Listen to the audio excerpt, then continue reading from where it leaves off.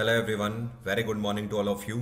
आज के दिन की शुरुआत करेंगे 20 फरवरी 2022 के इंपॉर्टेंट करंट अफेयर के साथ। पूरा वीडियो ध्यान से देखिएगा, हर एक क्वेश्चन आपके लिए इंपॉर्टेंट है। पीडीएफ का लिंक वीडियो के डिस्क्रिप्शन बॉक्स में दिया हुआ है और साथ में आप मेरा टेलीग्राम भी ज्वाइन कर सकते हो, जिसका लिंक भी आपको डिस्क्रिप्शन में मिल जाएगा। मेरी डेली की जितनी भी फ्री क्लासेस होती हैं अनअकैडमी पर स्पेशल या फिर यूट्यूब पर, सबका लिंक आपको टेलीग्राम पर ही शेयर किया जाता है, इसलिए आप ये एश्योर कर लें कि आपने टेलीग्राम चैनल ज्वाइन किया हो। तो चलिए शुरुआत करते हैं आज के वीडियो की। और पहला क्वेश्चन है, अभी हाल ही में विश्व पेंगोलिन दिवस हम लोगों ने कौन से दिन मनाया है? तो वर्ल्ड पेंगोलिन दिवस हर साल मनाया जाता है 19 फरवरी को। यह बेसिकली एक विलुप्त हो रही प्रजाति है जिसको बचाने के लिए यह दिवस हर साल मनाया जाता है, जिसको पेंगोलिन के नाम से जाना जाता है। अगला क्वेश्चन है, who has launched Shastra application and smart card arms licence of Delhi police? अभी हाल ही में दिल्ली पुलिस का शस्त्र एप्लीकेशन और साथ में स्मार्ट कार्ड आर्म्स लाइसेंस किसके द्वारा लॉन्च किया गया है? तो इसको home affairs minister Amit Shah के द्वारा लॉन्च किया गया है। अब देखो, ये जो शस्त्र नाम का एप्लीकेशन है, ये क्यों लॉन्च किया गया है? ये दिल्ली पुलिस का जो बेसिक सर्वर है उससे कनेक्टेड एप्लीकेशन है। अब जैसे मान लीजिए कि आप आर्म्स रखते हो अपने पास अपनी सुरक्षा के लिए, जैसे मान लेते हैं आप अपने पास पिस्टल रखते हो या फिर रिवॉल्वर रखते हो, जो कि आपने भारत सरकार के ऑर्डिनेंस फैक्ट्री से लिया हुआ है, ठीक है। तो आपको अब से क्या करना होगा कि शस्त्र एप्लीकेशन में खुद को लॉगिन जरूर करना होगा, जिससे क्या होगा कि दिल्ली पुलिस आपको जब चाहे तब ट्रैक कर सकेगी। साथ में जैसे कि चुनावी प्रक्रिया आ जाती है, जैसे इस टाइम पर आप देख रहे हो कई सारे राज्यों में विधानसभा के इलेक्शन चल रहे हैं, तो इलेक्शन से पहले जिनके पास भी आर्म्स होते हैं, शस्त्र होते हैं, उनको पुलिस सरेंडर करवा लेती है। तो ऐसे में दिल्ली पुलिस आपको ट्रैक कर पाएगी। और ये जो शस्त्र नाम का एप्लीकेशन है, ये ई बीट बुक जो दिल्ली पुलिस की है उससे भी डायरेक्ट कनेक्टेड होगा। मैंने क्या बोला? इस बुक का नाम है ई बीट बुक। अब ये ई बीट बुक होती क्या है? ये दिल्ली पुलिस का वो डेटा होता है जिसमें जो आर्म्स धारक होते हैं, जो लाइसेंस आर्म्स अपने पास रखते हैं, उन सब की डिटेल दिल्ली पुलिस ई बीट बुक में रखती है। ओके, तो कोई भी अधिकारी दिल्ली पुलिस का अगर ये जानना चाहे कि आपके पास जो शस्त्र है, जो कि आर्म्स है, वो लाइसेंस्ड है या फिर इलीगल है, तो तुरंत ई बीट बुक में लॉगिन करेंगे और देख लेंगे। अगर आपने शस्त्र एप्लीकेशन से खुद को लॉगिन किया होगा तो तुरंत यहाँ का डेटा आपको पुलिस के सर्वर में दिखा देगा और पुलिस समझ जाएगी कि हाँ, आपके पास लाइसेंस आर्म्ड है जो कि एप्लीकेबल है। ओके, अगला क्वेश्चन है, ये कौन सा मंत्रालय है जिसके द्वारा अभी हाल ही में हरित हाइड्रोजन और हरित अमोनिया नीति लॉन्च करी गई है, जिसको इंग्लिश में ग्रीन हाइड्रोजन और ग्रीन अमोनिया पॉलिसी के नाम से जाना जाता है? तो इसको मिनिस्ट्री ऑफ पावर के द्वारा लॉन्च किया गया है। अब समझिए ये है क्या।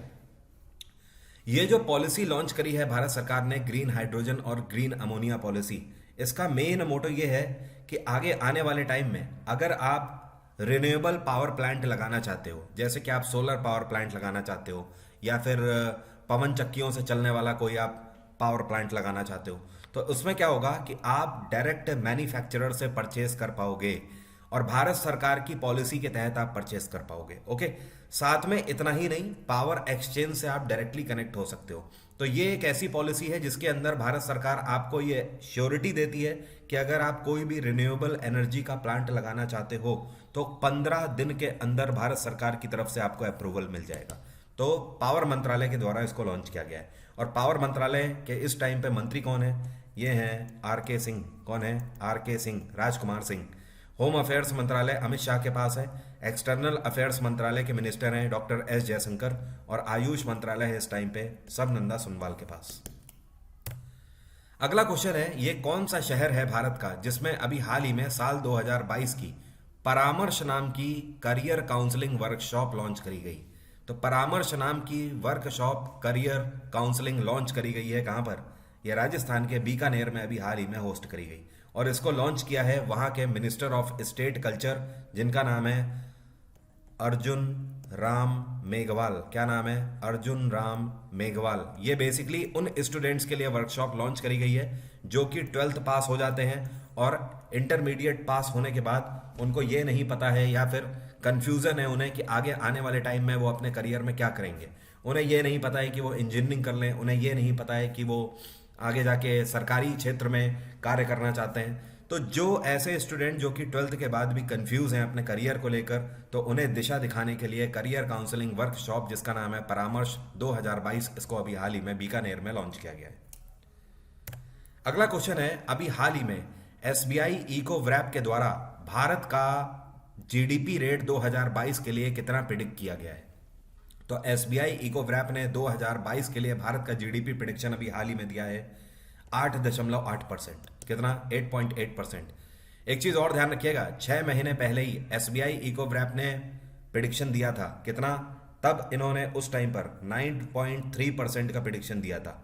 तो अब जो इन्होंने दिया है प्रेडिक्शन, इसको घटा कर दिया है। कहने का मतलब एसबीआई इको वैप की रिपोर्ट ये बोल रही है कि भारत का जो जीडीपी ग्रोथ है वो पहले से काफ़ी कम होगा इस बार। और एसबीआई की अगर बात करें तो इसकी स्थापना 1955 में करी गई थी।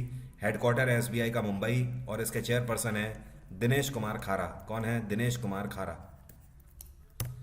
अगला क्वेश्चन है, केरल का पहला कारवां पार्क कौन से हिल स्टेशन में बनाया जाएगा?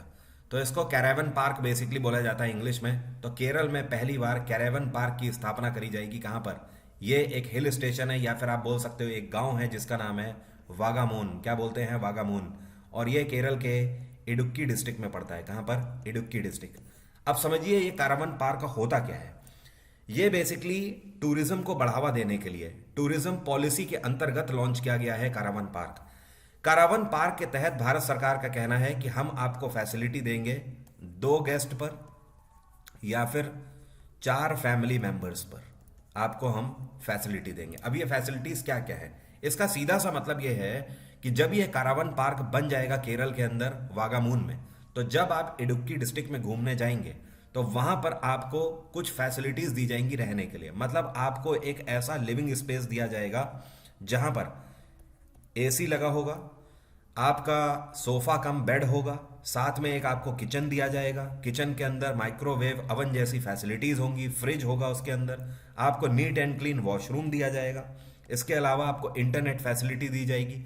अगर आप इलेक्ट्रॉनिक व्हीकल यूज कर रहे हैं तो आपको चार्जिंग फैसिलिटी भी दी जाएगी। डाइनिंग टेबल आपको दिया जाएगा।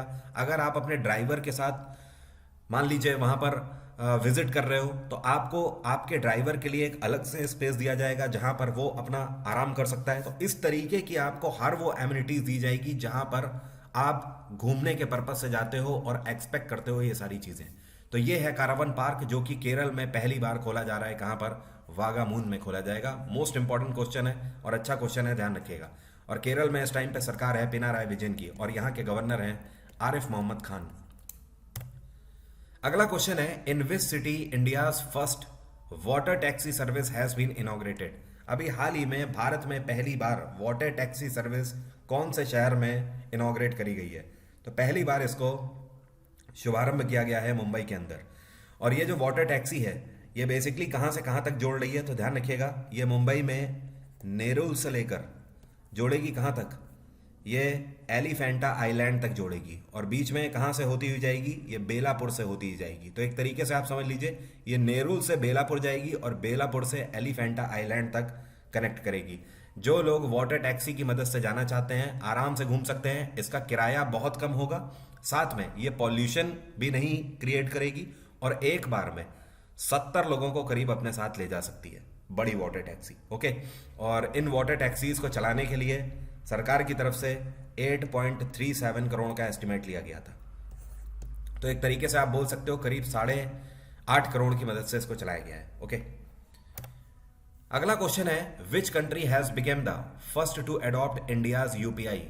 कौन सा ऐसा पहला देश बन गया है जिसने भारत के यूपीआई पेमेंट गेटवेज को यूज करना स्टार्ट कर दिया है? तो आपको याद होगा 3 महीने पहले ही मैंने आपको बताया था भारत और नेपाल सरकार के बीच में एक पैक्ट साइन हुआ है जिसमें कि नेपाल सरकार भारत का यूपीआई पेमेंट गेटवे यूज करेगी। तो नेपाल दुनिया में पहला ऐसा देश बन गया है जो कि भारत का यूपीआई पेमेंट गेटवे यूज कर रहा है। अब नेपाल में जो लोग भी यूपीआई पेमेंट गेटवे यूज करेंगे वो भारत का ही पेमेंट गेटवे होगा। कहने का मतलब नेपाल में जितना ज्यादा यूपीआई पेमेंट गेटवे यूज होगा, लोग ऑनलाइन ट्रांजैक्शन करेंगे, उसका सीधा सीधा कुछ % का फायदा सीधे सीधे भारत सरकार को मिलेगा। नेपाल में इस टाइम पे प्रधानमंत्री हैं शेर बहादुर देउबा। कौन है? शेर बहादुर देउबा। अभी कुछ ही टाइम पहले नए प्रधानमंत्री बने हैं पिछले साल। और नेपाल में इस टाइम पर राष्ट्रपति कौन है? विद्या देवी भंडारी। नेपाल की कैपिटल क्या है? काठमांडू। म्यांमार की कैपिटल नेपिडे। श्रीलंका की कैपिटल जयवर्धने कोट्टे और कोलंबो। भूटान की कैपिटल थिम्पू।